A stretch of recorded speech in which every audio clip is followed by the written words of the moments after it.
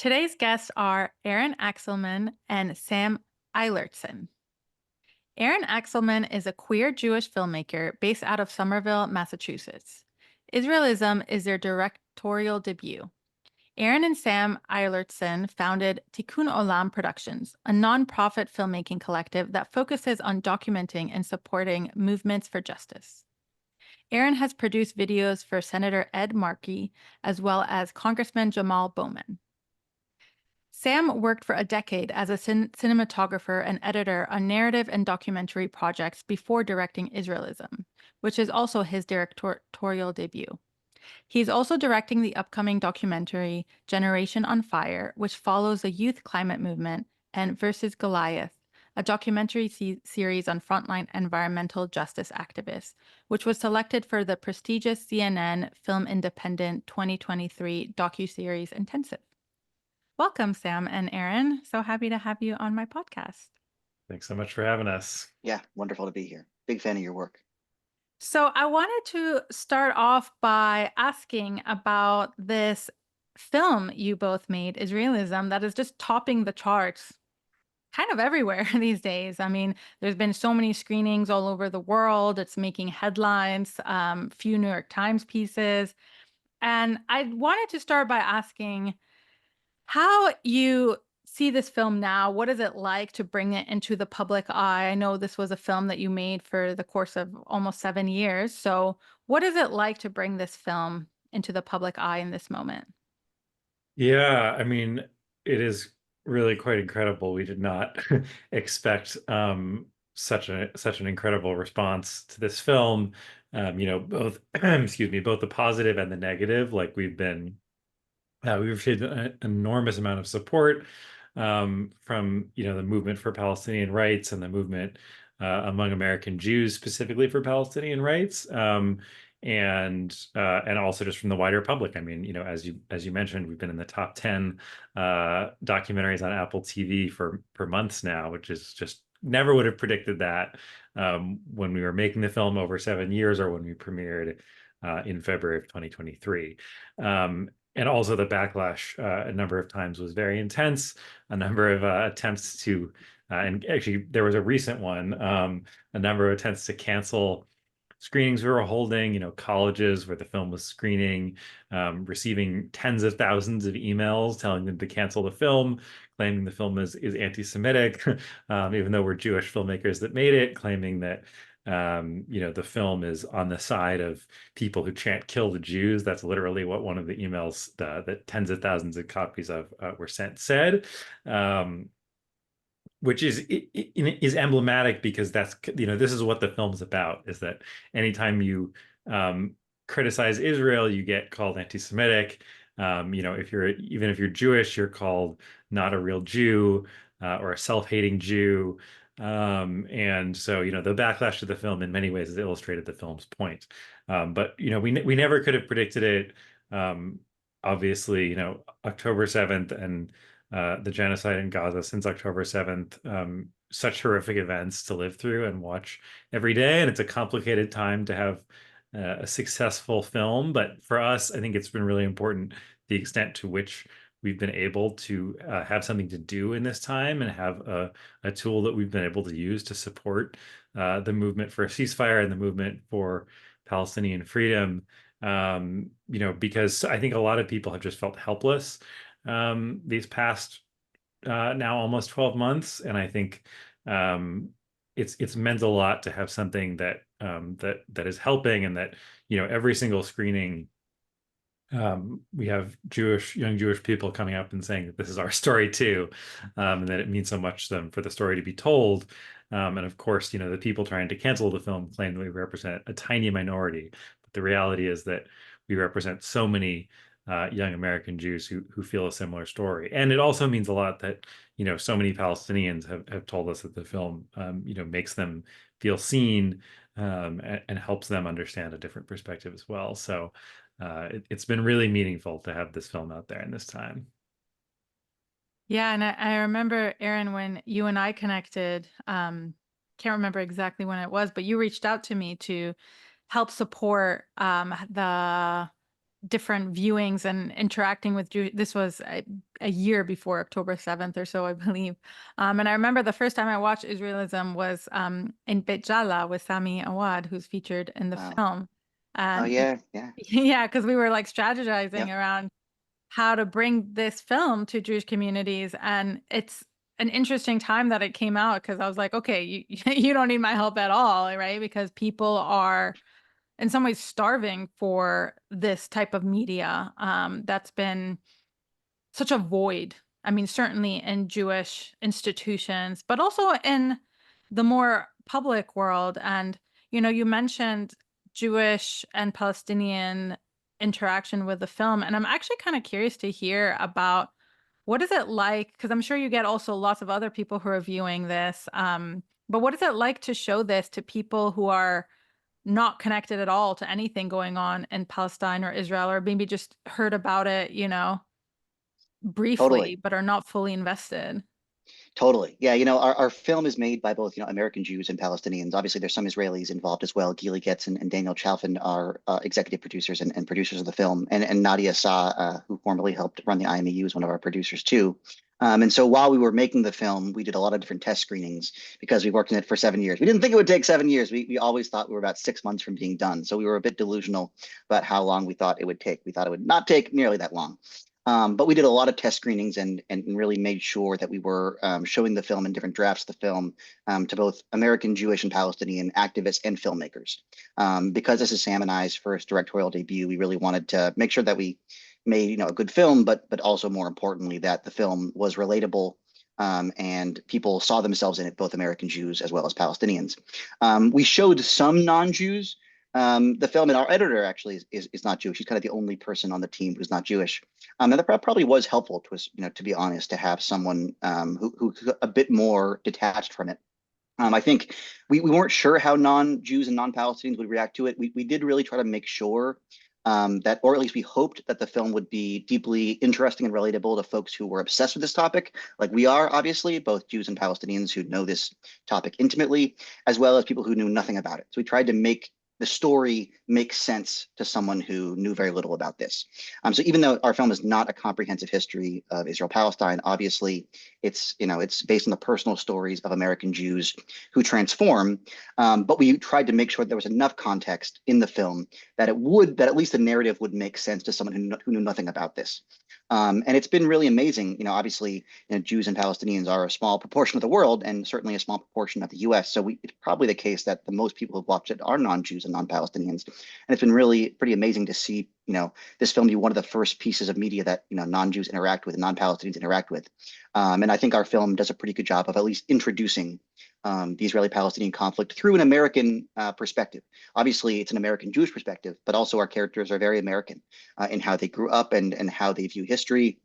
And so I think it's been really interesting to, again, have our film be, a piece of media that Americans can begin to understand this issue with, and that also that Americans can see by showing American Jews transforming and showing our very deep emotional ties to this issue, as well as our trauma, as well as the trauma that Jewish people tragically have placed upon Palestinians. It also helps people show, that you can both fight anti-Semitism and fight, the hatred of Jewish people, while also fighting fervently for Palestinian freedom, and that those things are doable and that they are actually compatible. And by showing Jews, like Simone Zimmerman especially, who again cared deeply about Palestinian freedom while also care deeply about Jewish trauma and honoring Jewish trauma, we hope that we can provide an example for how we can fight for justice for all people. And I think it also helps non-Jews see, because again, AIPAC and the ADL and a lot of these large pro-Israel orgs essentially claim that all criticism of Israel is anti-Semitic, which is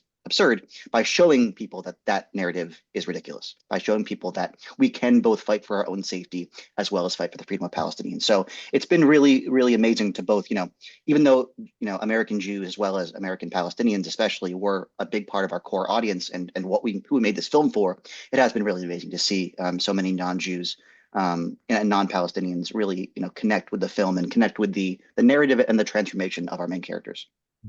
And if I Yeah. could add one thing briefly, I would just say that, this is a film about, in large part, ultimately about indoctrination, about the way that American Jews are educated.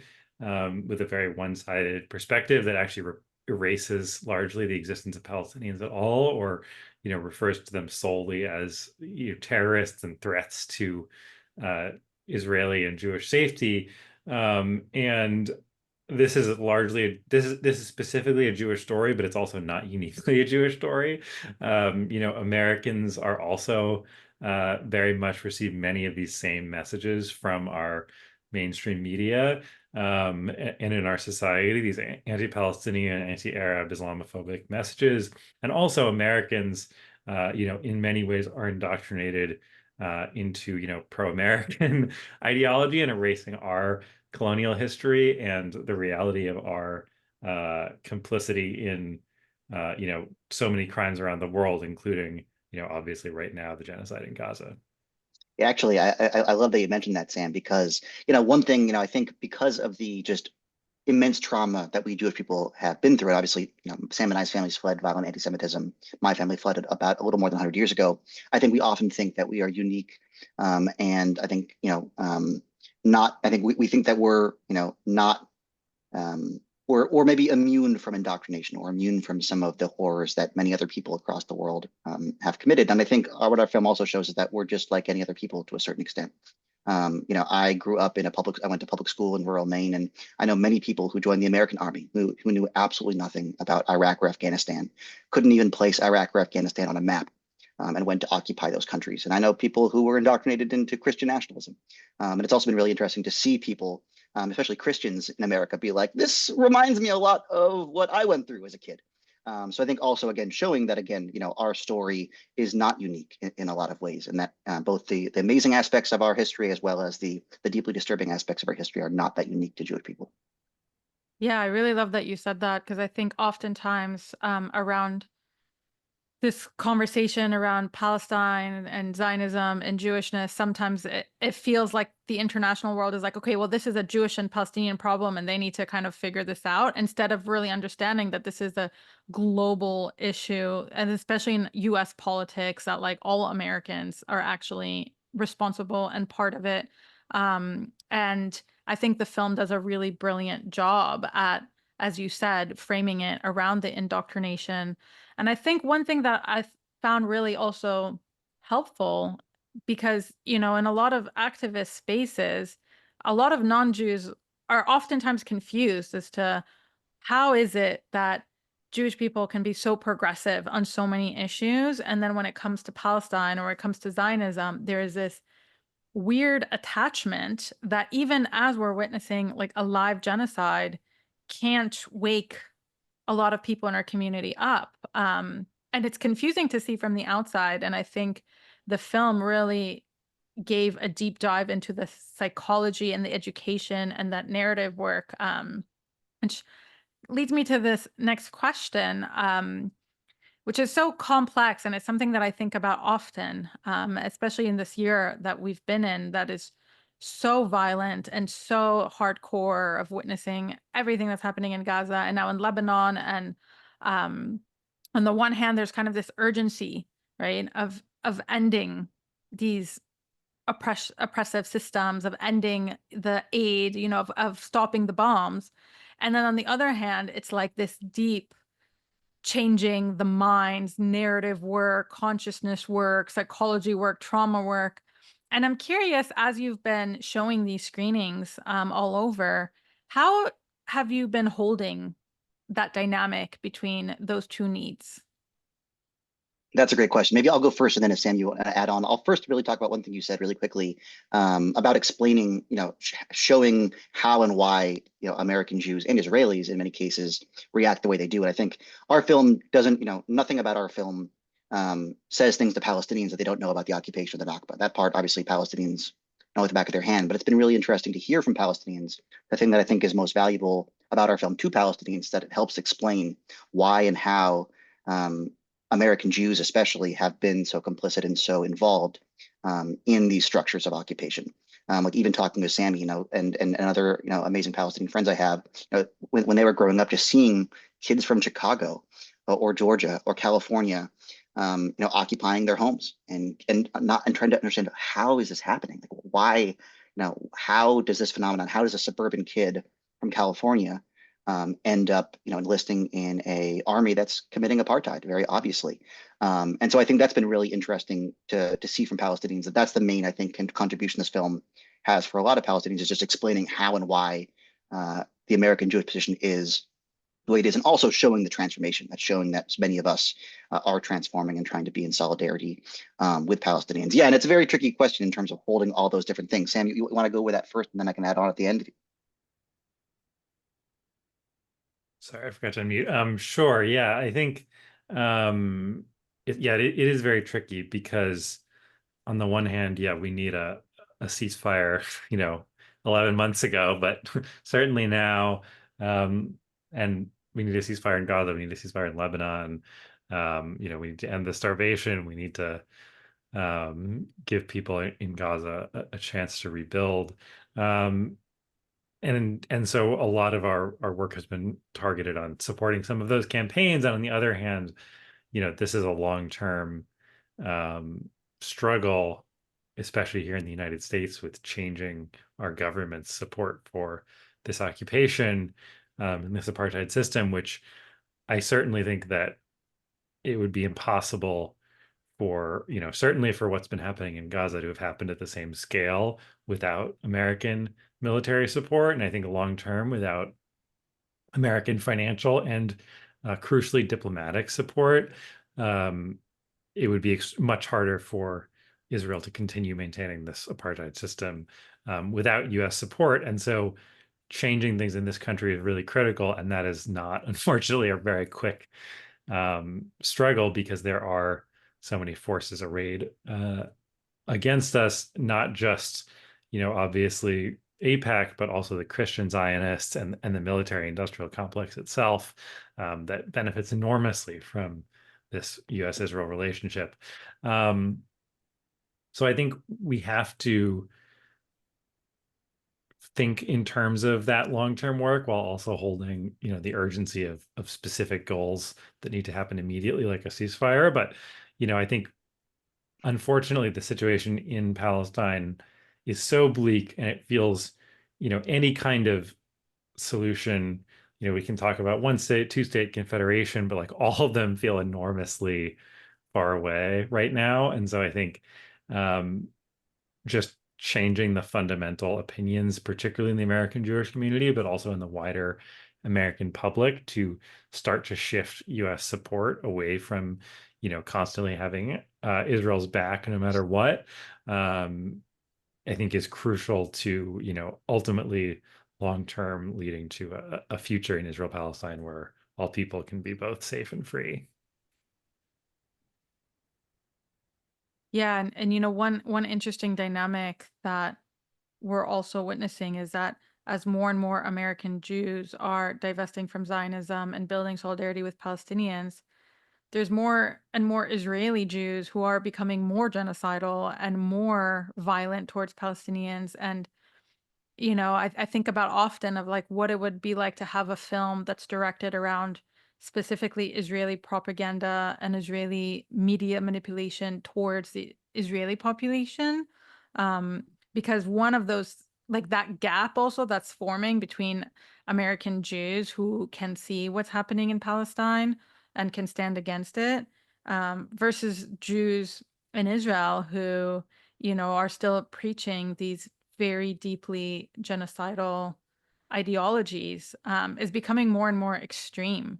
And yeah, the next question I want to ask you is a bit about how you've been relating to all that criticism that specifically has come from other Jews. There's a piece I've been thinking about in my mind a lot around this concept of Jewish unity and how much, I definitely grew up with kind of that sentiment of like, no matter what, Jews stick together, right? Like this kind of Jewish unified front. And one of the things with Zionism is that we are breaking, are like it's very clear divide around anti-Zionist Jewish organizing and Zionist Jewish organizing. And it's almost sometimes feels like we're not even in the same religion, because the gap is so wide. So I'm curious, yeah, what your thoughts are on both kind of that gap between Israeli Jews and American Jews that's happening, and also just how you have been responding to the ways in which a lot of Zionist Jews try to kind of, as you said, like ostracize anti-Zionist Jews who are making, films and art and things that are challenging Zionism and standing in solidarity with Palestinians.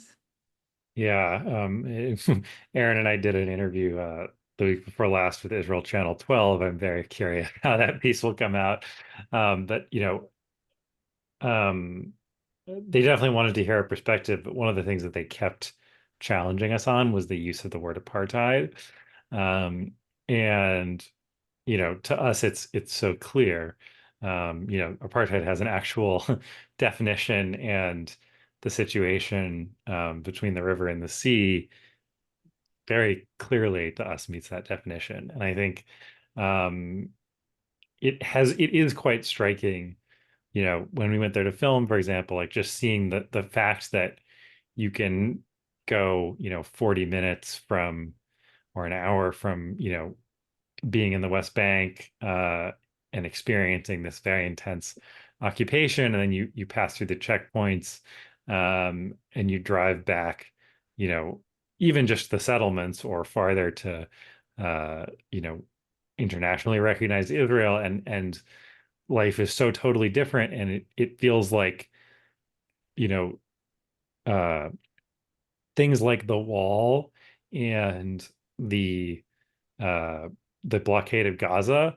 Obviously, they have the Israeli government has a security justification for these things, but these things also serve another purpose, which is to make the occupation invisible to Israelis, to make the price of occupation um, invisible to Israelis, such that when something like October 7th happens, and this isn't to condone what was done at all, but when something like October 7th happens, um, the Israeli government is able to just say that this is just, bloodthirsty mass murder, and no context, for what life has been like for Palestinians in Gaza for decades needs to be given at all, because that has been invisibilized, and the Israeli media chooses to invisibilize the occupation and chooses to invisibilize, um, you know, what's happening on a day-to-day basis in Gaza right now. So it's been very striking to see, and I think it's interesting in America because, there are many of us who are waking up and seeing what's going on, and then there are also many American Jews, as you alluded to, who are living to some extent in that same propaganda world, of refusing to see and to look clearly at what's happening in Gaza and what's happening in the West Bank. Either refusing to see it, or in some cases, acknowledging it and then saying it's justified, which to me is basically, giving in to the idea that some people's lives are more valuable than others, which I think is a fundamentally wrong and evil perspective, but that perspective certainly does exist in some ways in our community. But in terms of the backlash, I mean, the intensity maybe we weren't expecting. Nothing was that surprising about it, though, in terms of the form that it took, because, as you know, we spent 7 years making this film, and the many of the people in the film, like Simone, experienced, in the course of the film, these exact same types of backlash. Um, and I think a role that we can play as uh, Jewish activists for Palestinian liberation is that, in some ways, the fact that these same accusations that are leveled at non-Jews that criticize Israel, in terms of we're anti-Semites and and we hate Jews and et cetera, are leveled at us, kind of shows how bad faith and ridiculous many of these accusations are. Which is not to say that someone cannot be anti-Semitic and critical of Israel. There are many cases of people being anti-Semitic and critical of Israel, but the fact that you are criticizing Israel does not make you anti-Semitic, and the fact that even Jews are targeted with the same kind of rhetoric, to me, kind of reveals the reality here, which is that these are not good faith accusations, or that the definition of anti-Semitism is being so warped as to being almost useless if it's being used in that way. Totally. And I'll just add a little bit about, a couple of things, especially the gap between American Jews and Israeli Jews. I also want to say that even though, again, Israeli Jewish society is much more right wing than American Jewish society, the left wing, I think, amongst Israeli Jews is incredibly important.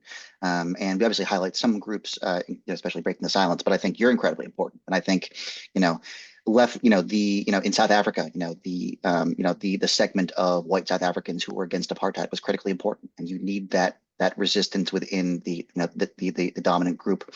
And so even though it's smaller than left-wing American Jewish society, it is very important. I think we need to support the Israeli left in really big ways. And yeah, I think the Channel 12 interview we did was very interesting because, again, they were kind of shocked we were using the word apartheid. It's like, you guys, like, it's been apartheid for almost all Israeli history. It's like the great majority of Israeli history, it's been an apartheid state. Like, this is not surprising. Like, and also it's like, I use the example. I was like, my dad was born into an apartheid system in America. And my dad was born in the 40s when Jim Crow existed. My dad was the first 20 years of my life. Jim Crow was the letter of the law. And, he didn't apologize for it. He fought it, right? Almost all my relatives fought, US apartheid. And imagine, what Israeli society could be like if instead of apologizing and being an apologist for apartheid, you actually dealt with it. And just the fact that so many people are just surprised by that word, it's like, you guys, every human rights group in the world says it's apartheid. Like it's so literally apartheid. It's so ridiculous how you can't see that. And again, it's like, was my dad racist towards Americans for fighting American apartheid? Were white South Africans who fought against South African apartheid racist against other white South Africans? It's like, no, they recognized facts about their society, and instead of justifying it, they fought it. And it's very sad that the majority of Israeli society can't do that. And again, Israeli indoctrination is very similar to American Jewish indoctrination. It's much more intense, actually, obviously, as you know, but similar. Again, just like many American Jews, most Israeli Jews, not all, of course, don't meet Palestinians, don't have meaningful interactions with Palestinians. Avner Kavaryahu in the film says, and this is a commonly held thing that we've heard over and over again. I never was in a Palestinian home until I barged into one in the middle of the night. I remember doing an interview for Israelism that we didn't include with a Israeli who was living in Berlin, and she was saying, she did her military service for roughly 2 years.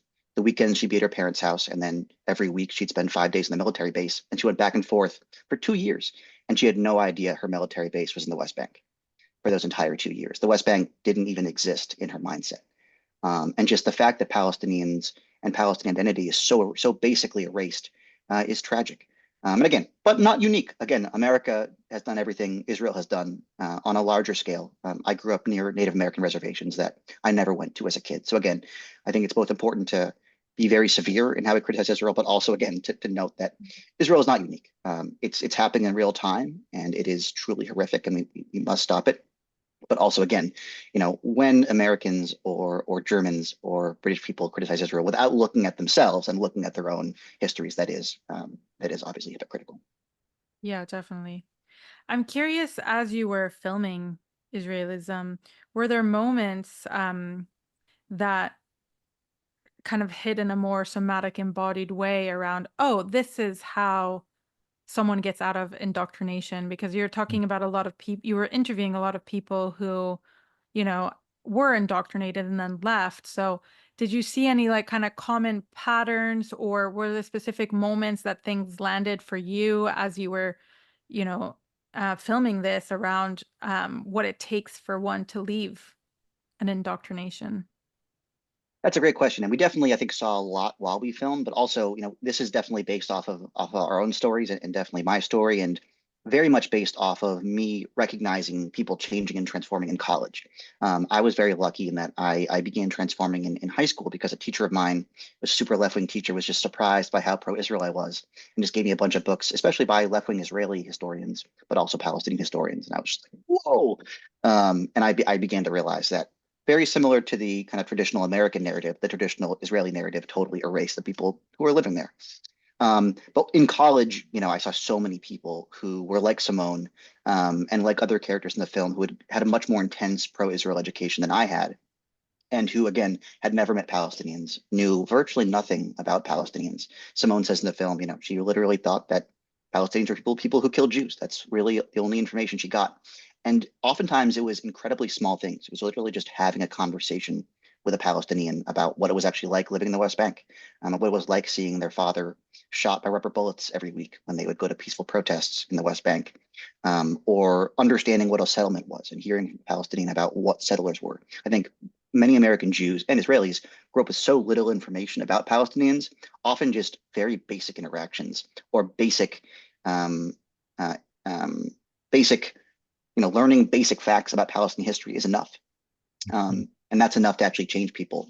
But it's interesting. Some people, it takes many years. Again, I have seen people who it's taken, 10, 15 years, but other people, it's literally only taken a year or two. That doesn't mean it's not difficult emotionally, but seeing that switch first turn on often happens quite quickly. Where you end up, obviously, changes dramatically. In our film, we try to be a bit big tent in terms of the film is about that transformation. Where people go after that transformation, some people go to J Street, some people go to If Not Now, some people go to JVP. But that transformation and that reckoning that we have not been told the full story, and that just like in America, again, we have erased the people who were simply living there. That recognition, I think, can happen quite easily. And again, just like with Opner as well, it can happen easily for some Israelis too, when they recognize that they simply don't know anything about Palestinian history. It doesn't always happen, obviously. And sometimes people know and they don't care. Abe Foxman, for example, he knows. He just justifies it. But I think for most American Jews who do have very liberal values, they support Israel because they think it aligns with their values. So just when they realize that it doesn't, and they realize that Israel is very similar to America, that I think begins that process in their mind. I would just add that I think, one of the things that's most stark in many people's transformation journey is actually going to the West Bank. I think, whether it's on a Breaking the Silence tour or it's on a tour with one of the many Palestinian organizations that leads tours, like many people that I know, friends of mine or people in the film, that was a key turning point for them, was actually seeing, what it's like on the other side of the wall, actually having to go through the checkpoints, actually seeing the surveillance, actually, feeling, I always say to people, like, I guarantee you will feel much more fear from the Israeli soldiers and settlers that you might encounter than from any Palestinian you will meet in the West Bank. And I think, I know Ta-Nehisi Coates' new book that covers this is coming out soon, and he said that it was actually visiting, both Israel proper and the West Bank that really changed his mind about this and made him recognize the parallels between what Palestinians go through and what Black people went through and have gone through in this country. I think Jamaal Bowman had a similar transformation story. And I think the other thing that I always say to people is that a question that we get a lot in Q&As is like, how do I talk to friends of mine who are, in the pro-Israel camp? What can I say to convince them? And I always tell people, like, you have to understand that or it's very rare that one conversation or one film or one book or whatever will immediately change someone's mind. And so what you say may not seem like it's sunk in the moment, but that person may be thinking about something, weeks or months or years later that helps them along their journey. And obviously, I don't expect anyone to have to take on the emotional labor of that, especially Palestinians. But, Simone would not be who she is, who you see her become in the film, if it were not for Palestinians at UC Berkeley who were on the other side of debates at the time, because she was at the time a pro-Israel activist. That the Palestinians students were willing to, have conversations with her, and I'm sure she did not fully understand or acknowledge what they were saying in the moment, but it led to questions that she started asking herself and asking other people in the Jewish community. And then when she didn't get satisfying answers, because there were not satisfying answers, it set her on the journey to, become the activist that she is now. So I think I always say to people, like, don't be too disheartened if you can't change someone's mind the first time you talk to them about this. Yeah. No, and for me, even though I changed in high school and I became deeply critical of Israel in high school, even though we have many connections to Israel and family connections and stuff, it was when I took a semester off my junior year of college and just lived in Israel Palestine.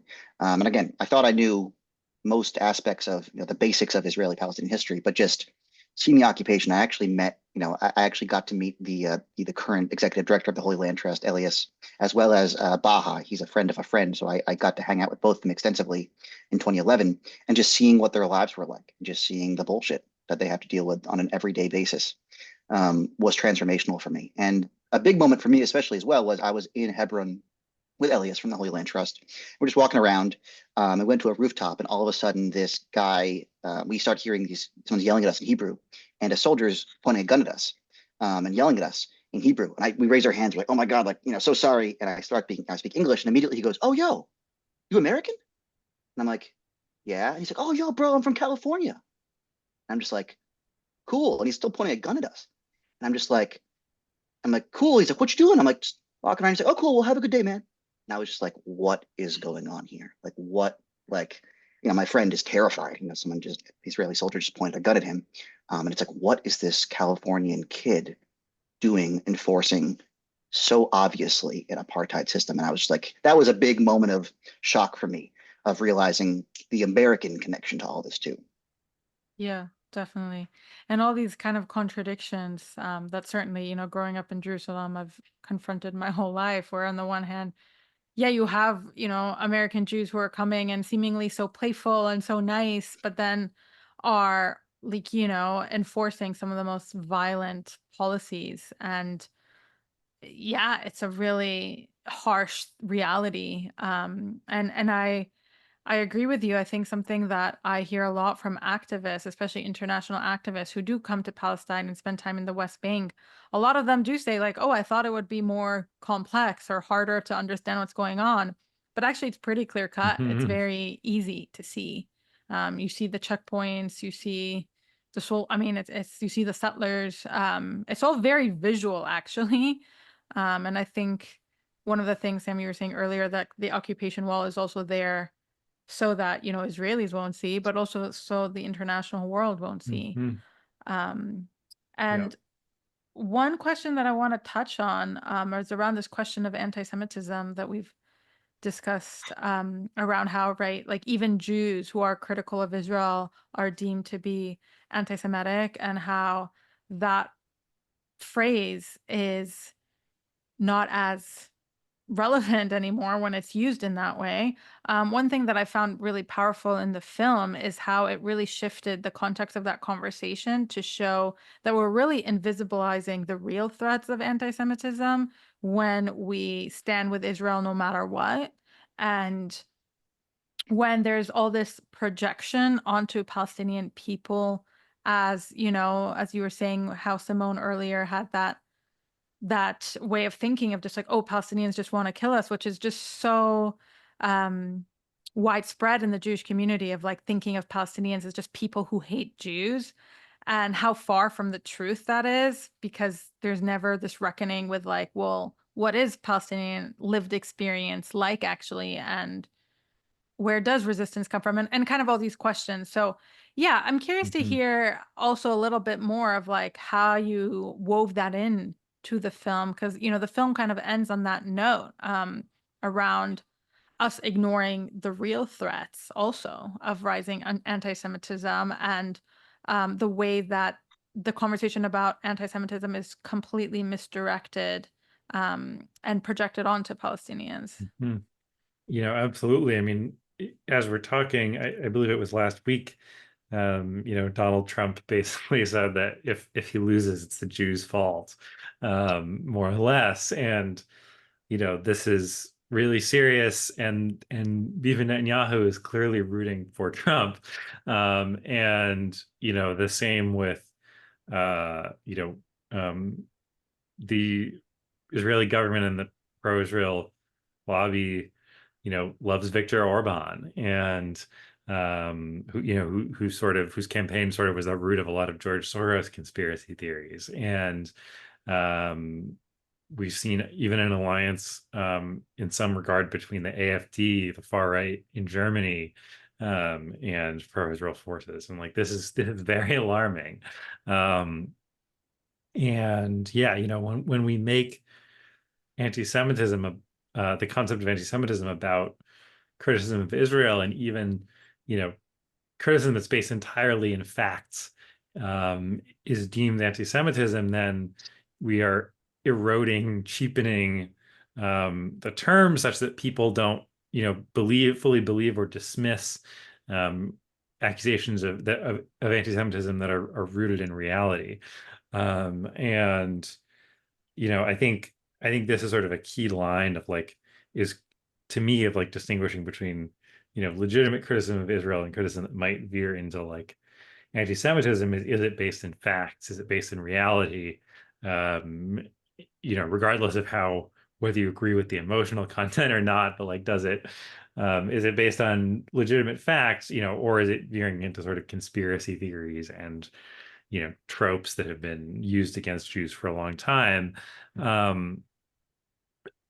So there certainly is anti-Semitism on the left, but I think that if you look at factually, the vast majority of cases of Jews being murdered here in the United States as well as in Europe, I believe have come from the right, from the far right, and from people who are who believe in ethno-nationalism, that is white Christian ethno-nationalism, but there is sort of a tacit alliance between pro-Israel and far-right forces in many countries because Israel is also an ethno-nationalist project, and because the party that has been dominant and hegemonic in Israel for many years is a right-wing and a very explicitly ethno-nationalist party. So I think it's very important for us to decouple the concepts of anti-Semitism and Israel and criticism of Israel. And I think that, again, I think just in some regard, the fact that these are even being leveled at us, Jews who are willing to criticize Israel, I think hopefully helps reveal the extent to which these accusations are not actually about hatred of Jews, but about protecting, this ethno-nationalist project. Yeah, no, I'll just add a couple of things. I think it was when one of the really early interviews for Israelism, it was talking with Baha, who's one of the main characters in the film. He said, people, say that Palestinians are anti-Semitic often. He's like, I despise Israel. I don't care that they're Jewish at all. I despise Israel because they kicked my parents out of their homes and made all of my family refugees, everyone. And it's like, it would be ridiculous if we said that Native Americans responded to white colonialism because they hated Christians, right? Or they hated white people. No, they responded to colonialism because white people were taking their homes. Black South Africans did not do what they did because they hated white people. It's because they wanted basic freedoms. And so when we pretend that this is because the colonists and the colonial party in this case is Jewish, as opposed to just they're the colonial party, it's incredibly sad. And again, as Sam said, many of our institutions have been crying wolf about anti-Semitism for decades and decades and decades and decades. And that's incredibly scary and incredibly dangerous. Because again, large parts of when you constantly claim that just basic facts about what Israel's doing are anti-Semitic, people are not going to believe that anti-Semitism exists. They're going to think that it's made up. They're going to think that it's ridiculous because it's being used in such a propagandistic way. And again, conspiracy theories about Jews are very real on the right as well as on the left. I grew up in Trump country in rural Maine, and from my personal experience, I know many Americans who full up believe Jewish conspiracy theories.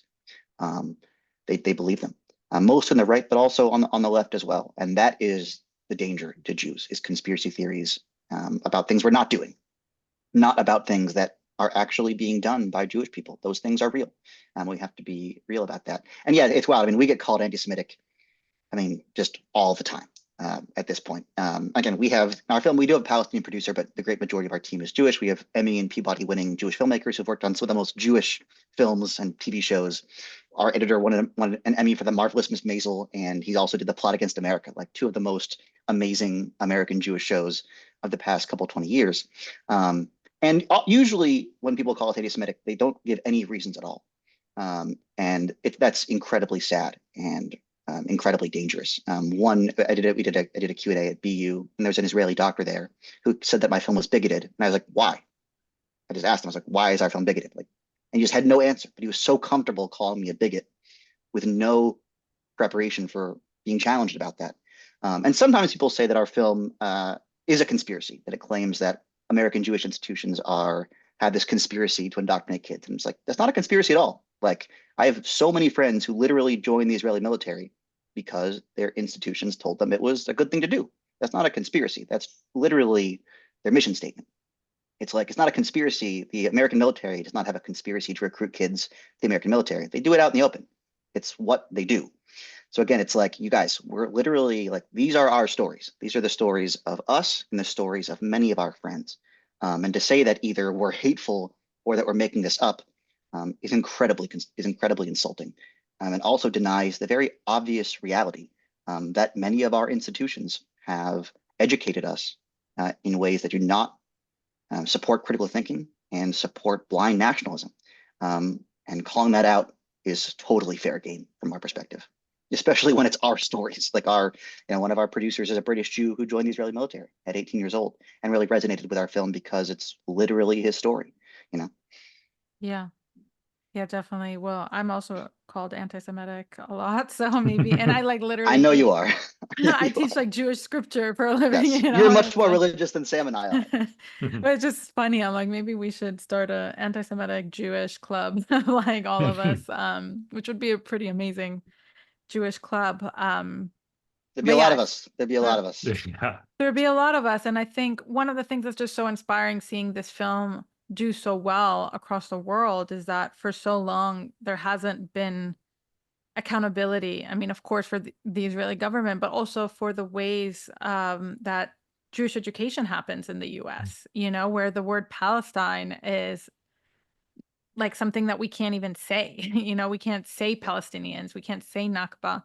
And how liberating it feels to just have this film be shown on the public stage and to say, like, actually, like, it's not just one or two Jews, right? This is hundreds and hundreds and thousands, maybe, Um, so to close, I just wanted to ask a little bit more if you wanted to share, where you were at, what was it, like 7 years ago when you first started making this film?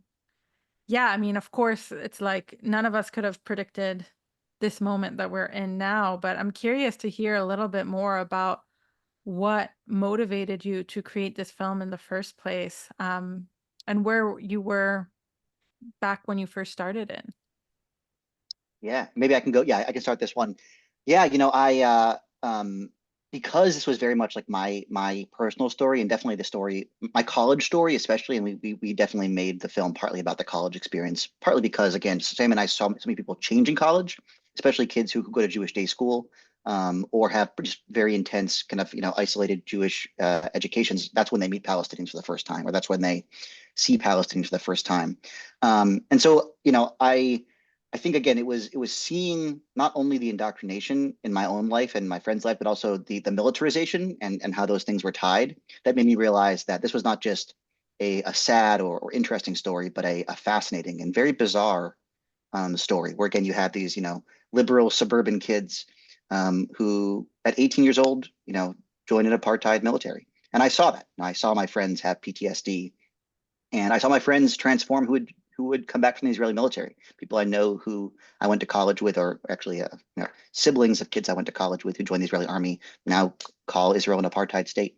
And seeing them transform, even them made me realize that this transformation that I had gone through was happening on a mass scale.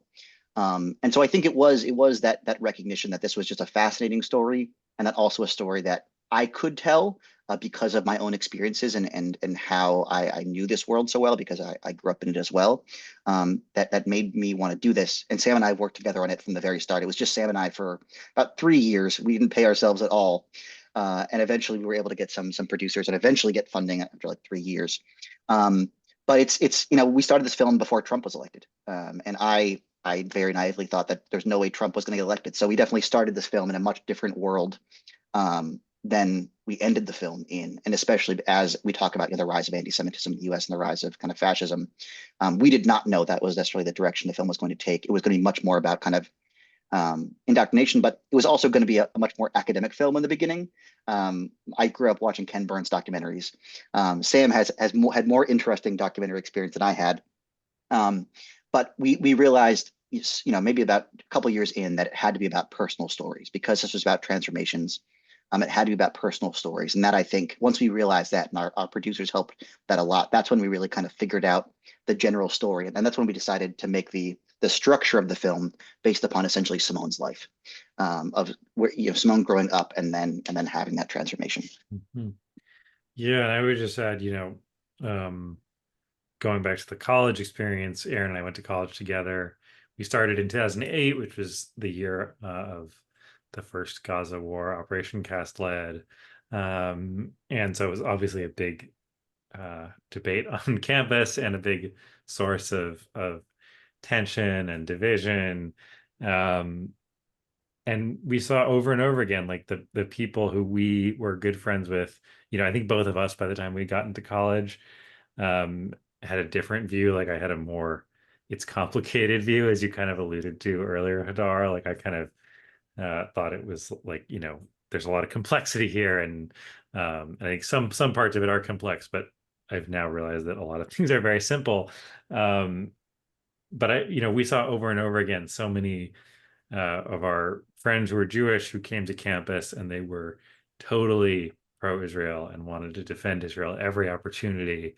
And then they actually met Palestinians, or students or professors, or just read more objective history and started to change dramatically. And like the person who was the head of Brown Students for Israel, when we were there, like the last time I saw him was at a ceasefire protest outside the White House. So, this is a generational story that is happening and has happened more and more over many years. And there are obviously many films about Israel and Palestine, and from many different perspectives.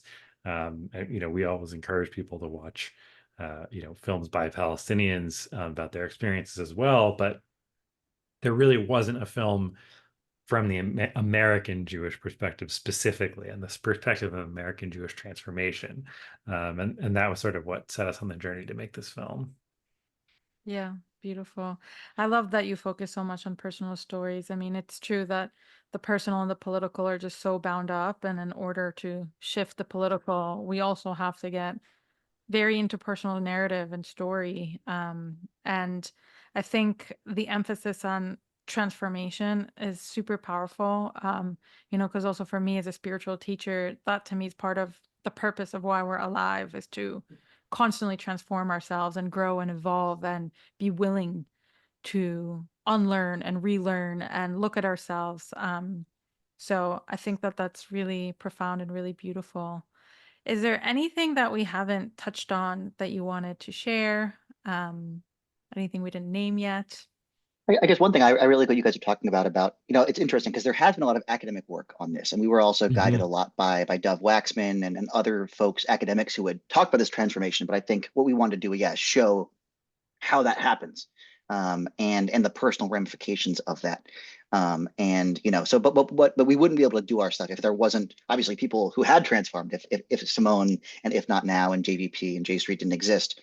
But also we were really grateful to so many academics, and we made our film a lot less academic towards the end. But there's still a lot of really great academics in there. But it's been, we're definitely standing on their shoulders because they kind of showed us what was happening, and then we kind of just made it into an art piece to a certain extent. And we're also, again, really grateful for left-wing Israelis. I think all of us, Sam and I definitely changed a lot by seeing Breaking the Silence in college, and I think seeing Breaking the Silence has changed so many American Jews. And again, I think the Israeli left is obviously not huge, but critically important. And again, a very important, part of hopefully what will, hopefully some kind of solution in the end. And thank you so much, for being you and doing everything you do. And yeah, we really appreciate all the support and all your kind words. Yeah, it's been awesome talking, and thanks for having us on. Yeah, thank you so much, Erin and Sam, for coming on, and thank you for producing a beautiful, brilliant film that has really changed so many people and shifted the public discourse. So really Thanks, Yo. grateful for both of you and your work. Appreciate it, Hadar. Thanks. Cool, Yo. All right, great. We'll talk to you soon.